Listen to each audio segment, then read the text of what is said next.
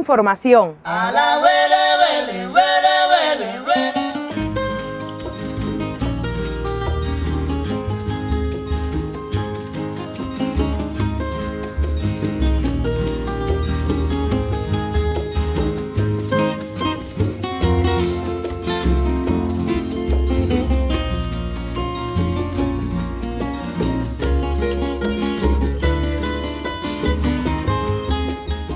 Ser un contrarrevolucionario infiltrado en Cuba debe ser de las cosas más difíciles que hay. Se necesita ser muy patriota, adorar esa revolución, creer en ella, como dice Fidel, hasta las últimas consecuencias, porque ustedes muy bien lo saben, que eso significa estar prácticamente fuera de la sociedad cubana, tener el rechazo de los padres en muchas ocasiones, de los hijos en muchísimas ocasiones, de ir a la cárcel en muchísimas ocasiones. No es raro que en esos momentos hayan compañeros de la seguridad en la cárcel por ser contrarrevolucionarios infiltrados. Es admirable, eso es tremendamente admirable. Como admirable los que están en Estados Unidos y en Miami. Porque estoy muy seguro de que con el encarcelamiento de los 5 no se acabaron los compañeros que están en Miami y en muchos lugares trabajando por la revolución y la seguridad de la revolución cubana. A ver, yo recuerdo, por ahí en 1995, La Habana, las noches de La Habana oscuras, las noches de La Habana sin casi dónde comer algo, a pesar de, en mi caso, tener algunos dólares en el bolsillo. Lo doloroso de ver prostitutas o jineteras y prostitutos y jineteros en las calles de nuestra Habana, porque también es un poquitico mía. Ver el malecón sin luz y con una cantidad de jóvenes hasta universitarias buscando algo de dinero. Eso era triste, eso era terrible. Si para mí era terrible, yo sé que para los cubanos, para la grandísima mayoría de los cubanos, eso era también terrible, ver algo que no existía en Cuba.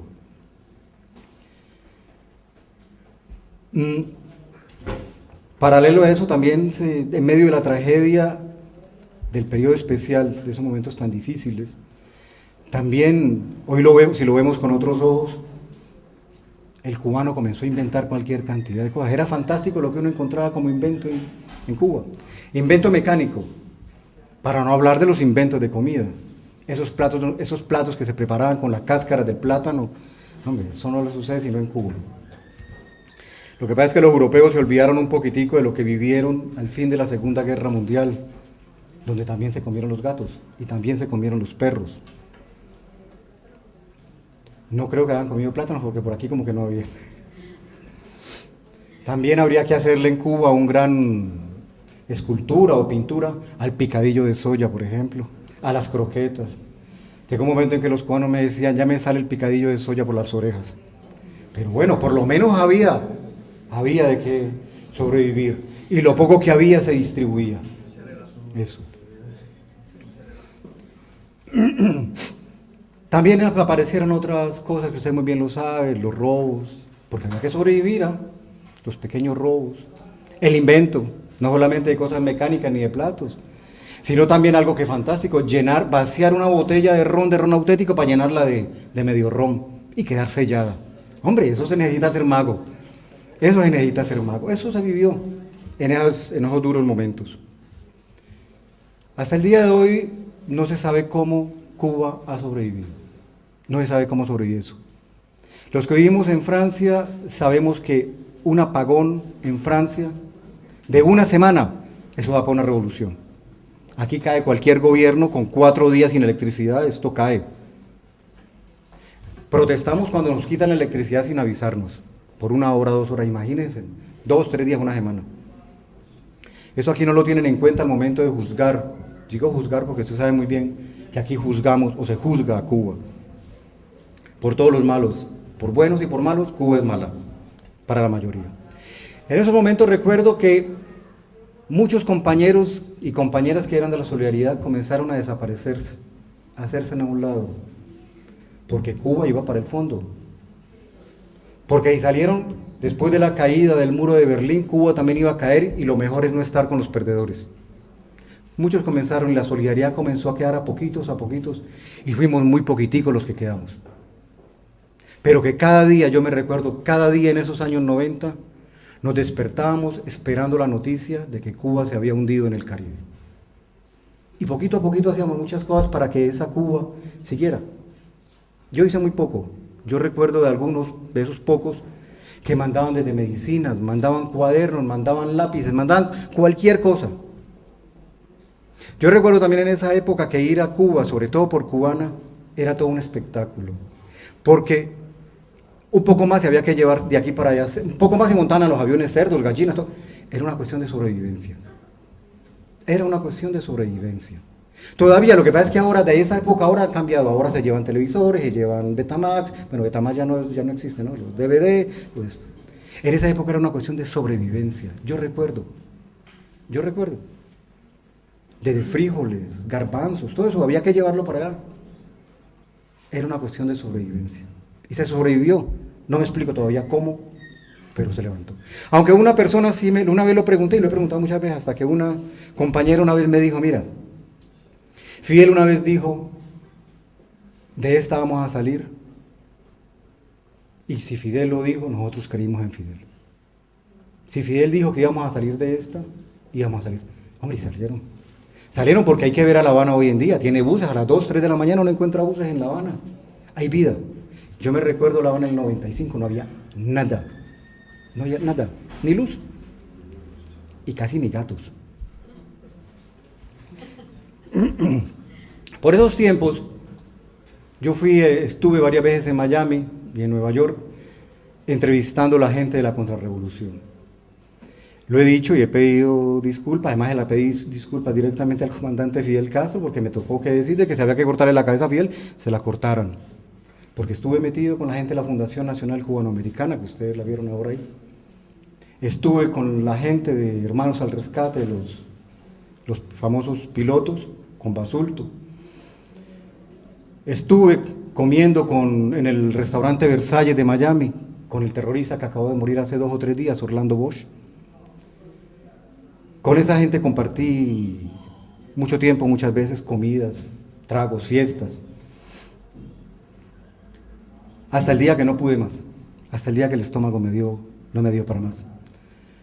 Porque era una cuestión muy tensionante, porque Miami es una ciudad enferma, es una ciudad que todos los días vomita veneno, por la mayoría de cubanos, sobre todo los viejos cubanos, porque hoy ya ha ido cambiando un poco, pero en el 90 y tanto, esa ciudad todavía vomitaba veneno contra Cuba. Te recuerdo como anécdota, y no es mentira, de que las maletas en el 95, 96 en Miami se acabaron, no había maletas, porque la mayoría compraron todas las maletas porque al día siguiente la revolución caía y había que volver. Vaya a saber, yo creo que las maletas ya las comieron los ratones porque ya pasaron muchos años y la revolución no se cayó. Entonces con toda esta contrarrevolución conviví varios meses en 3 o 4 viajes que estuve. Les digo, un poquito hablé mal de la revolución cubana, de Fidel, pero bueno. Como les digo, hasta el día que no aguanté más, hasta un sábado que iban a pasar 2 casos bien particulares. Uno, que Basulto me invitó a que viniera en avioneta a sobrevolar territorio cubano. Y el mismo sábado era el cumpleaños, los 15 años de la hija de Pepe Hernández, el subdirector de la Fundación Nacional Cubanoamericana, y yo estaba invitado. Y ustedes saben que para un cubano y en general, para los latinoamericanos, los 15 años de una hija es lo más sensacional, y yo estaba invitado. Ese día adelanté el pasaje, el día anterior, el viernes, adelanté el pasaje y dije, no hay que jugar más con candela, de aquí nos vamos, además porque ya la gente que nos colaboraba, latinoamericanos y cubanos, ya no soportaba más. La tensión era tremenda. La gente no sabía cuándo iba a perder el empleo y se daban cuenta de todo, que era lo mínimo que les podía pasar, o que los mataran, que era lo máximo que les podía pasar, y matar en Miami es de las cosas más simples que existen. De eso salió el libro Disidentes o Mercenarios, y luego me ayudó para hacer el libro de Bacardí. Por esa época muchos cubanos comenzaron a salir de Cuba. La mayoría por cuestiones económicas, lo que es totalmente entendible. Todo el mundo señala a Cuba porque se van muchos cubanos, pero nadie, por ejemplo, señala a Colombia, que hay 6 millones de colombianos afuera. Hasta existió un colombiano, encontraron una vez un colombiano vendiendo camellos en Arabia Saudita. Pero solamente los únicos que salen de su país son los cubanos, ¿no? Eso es lo que dice la propaganda. De toda esa gente que ha salido, yo respeto a los que salieron porque querían irse, porque se casaron, por cuestiones económicas. Los que no merecen mi respeto son los que se fueron y comenzaron a hablar de la patria que les dio alimentación, que les enseñó a escribir, que les enseñó a hablar. De esos, en esa época tan dura, de los que más tristeza me dio, que todavía me sigue, y todavía creo que me da más tristeza ahora que antes, es del que estuvo de compañero del Che Guevara en Bolivia y que sobrevivió, de Benigno. Hoy es un pobre viejo que se está muriendo de soledad en una pieza, creo que por Bastilla, hasta la última hora que yo sabía. Le prestaron para un cuarto atrás de un restaurante. El señor Reyes de Brey, su ex esposa, la señora Elizabeth Burgos, le lavó la cabeza, lo trajeron para acá, le dieron alguna platica y, como pasa con la mayoría de ellos, después lo desecharon y ahora es un pobre viejo que realmente me da más lástima ahora. Que al comienzo me dio rabia con él, ahora me da lástima de él.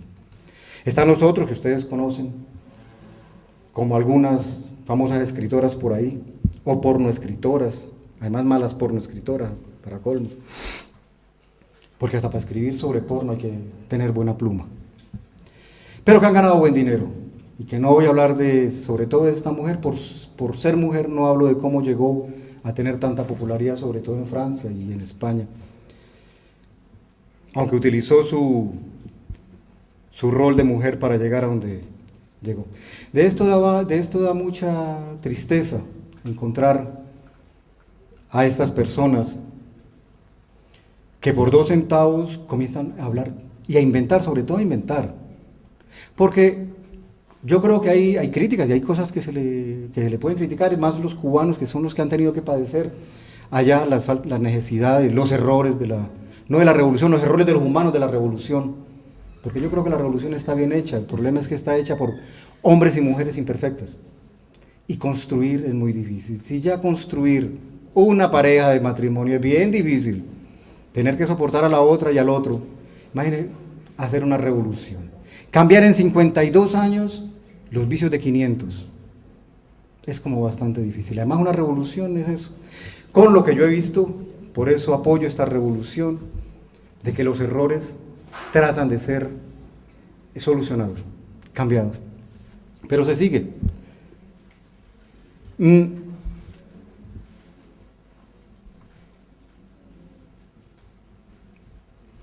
Errores, por ejemplo, que todavía al interior siguen, y Raúl habló mucho de ello. Recuerdo hace poco que Raúl, en diciembre, decía que a un funcionario cubano le habían preguntado a un dirigente vietnamita, ¿por qué si al final de la guerra en Vietnam los vietnamitas le habían pedido a los cubanos que les enseñaran a sembrar café, y los cubanos le habían enseñado a sembrar café, y hoy Vietnam exportaba café, ¿por qué en Cuba no había suficiente café? Eso lo dijo Raúl en diciembre. Errores existen todavía, errores humanos, por las causas que sean.